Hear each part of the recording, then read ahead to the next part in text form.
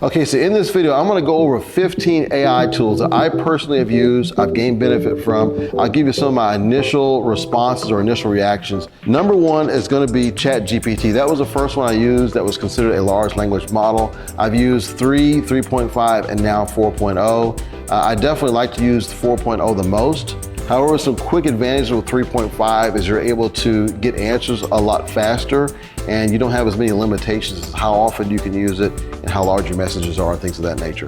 So 3.5 is a great way to start. If you log on now, I do believe they still have a free model where you can at least try it out. But when it comes to business, and this is a philosophy of mine, be prepared to pay for some of these tools, because that's going to help you to actually fully utilize if this tool is going to be one that's going to help you with your business or not, because the opportunity cost is a cost if you don't fully utilize some of these systems and their full capabilities.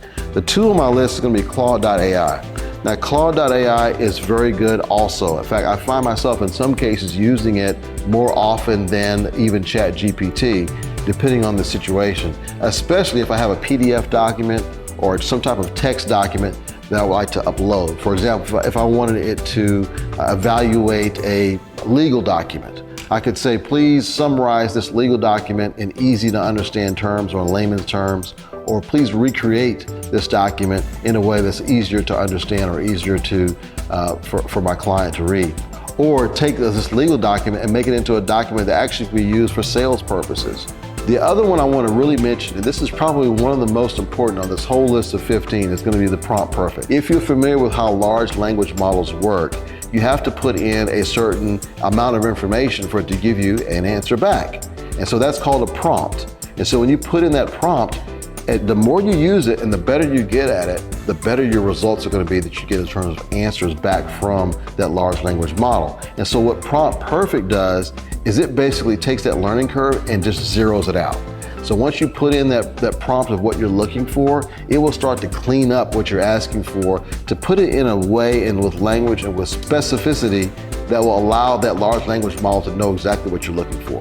So I would definitely suggest using Prompt Perfect in tandem with either Chat GPT or with Claude.ai. Another tool that I've used, I've really liked a lot, that's fourth on my list, is Jasper. Jasper is more for marketing. Now, when it comes to marketing, it can be very intricate, especially if you're looking at all the different ways you can market your products or services, whether that's through Instagram, LinkedIn, Facebook, blogs, all the short form content, long form content. There's lots of ways. Even when you do a video, in a lot of cases, you want to have some type of description that's in alignment with that video.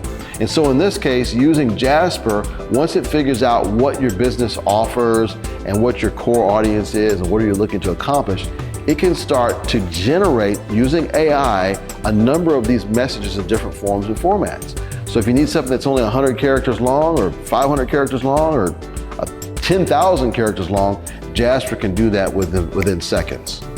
Okay, let's move a little bit further down my list. I want to talk about some AI that's related to images.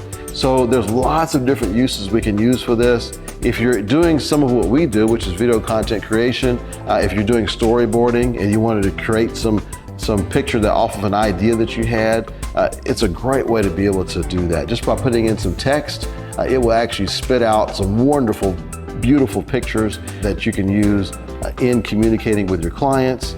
You can use it internally. There's so many different ways you can use these pictures and videos. Maybe you're writing an article and there's certain specifics you want in a picture. Well, you can type this into the AI model and it'll bring it out for you. A couple of my favorites as far as images go are going to be Midjourney as well as Ideogram. Those two are really good about taking whatever ideas you have and then converting those ideas into actual pictures.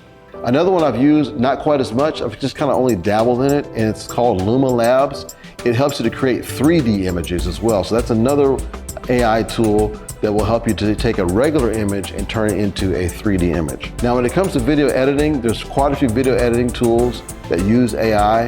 Of course, famously, Adobe is starting to bring in more of those tools into its product platform after quite a bit of testing. But there was a number of players that came onto the market earlier this year doing some things that haven't been touched on by a large company such as Adobe Premiere Pro or even DaVinci for that matter. One of those tools is Video.ai. This will take long form content. Let's say you just did a live show or a podcast that's an hour long.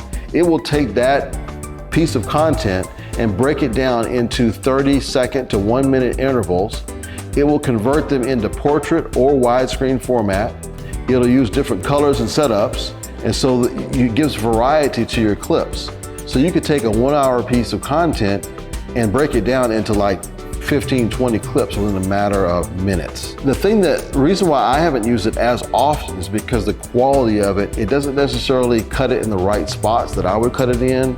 The resolution isn't quite as high as what I would like, so it does have some limitations at this point, but I'm sure that the technology is going to get better and better. So if you're trying to shoestring it as a business and you've got some long form content that you'd like to get edited and you didn't want to spend, hundreds and hundreds of perhaps thousands of dollars to get this edited, then that's definitely a resource you may want to take a look at, is Video.ai.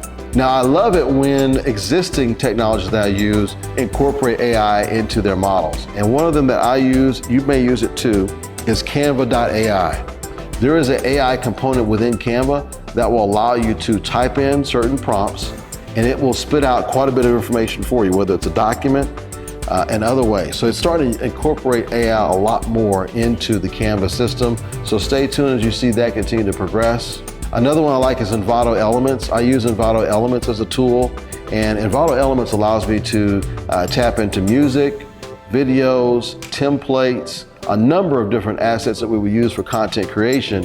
And instead of me just painstakingly going through a lot of information and searching and finding what I need, I can use a built-in AI model to therefore put in what I'm looking for, and then it will produce a number of results that are more relevant than me going through the traditional search process. So I'm really looking forward to see that technology continue to improve as I use that tool.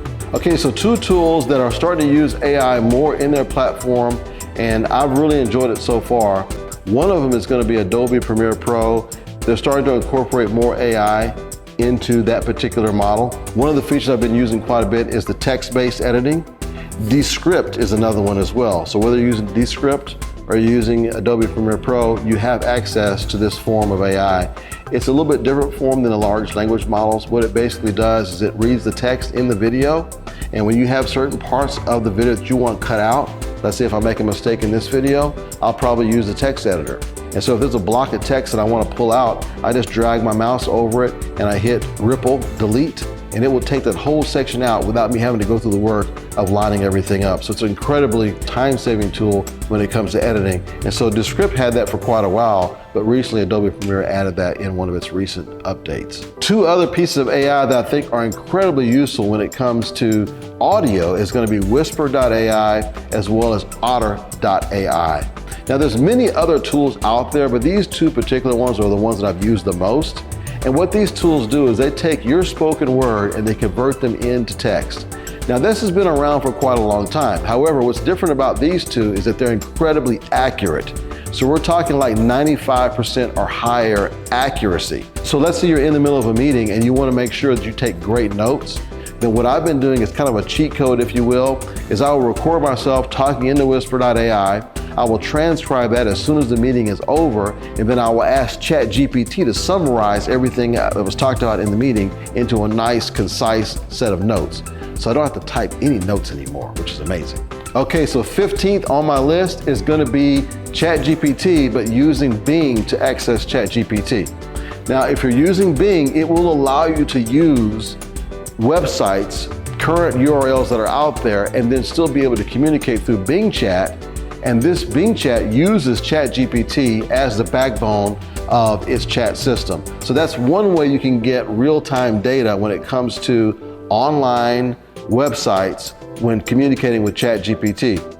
The downside of it is I have seen some limitations in using it to the point where I actually went back fully to Chat GPT. But for your purposes, depending on what you're searching for, it may be very relevant and very helpful for you to use this tool. So those are my 15 tools. Hopefully you've made it all the way to the end. If you did, I want to congratulate you. If you like what you see, please hit that like button and subscribe, and make sure you have that bell notification on so you get my next video. Thanks for watching.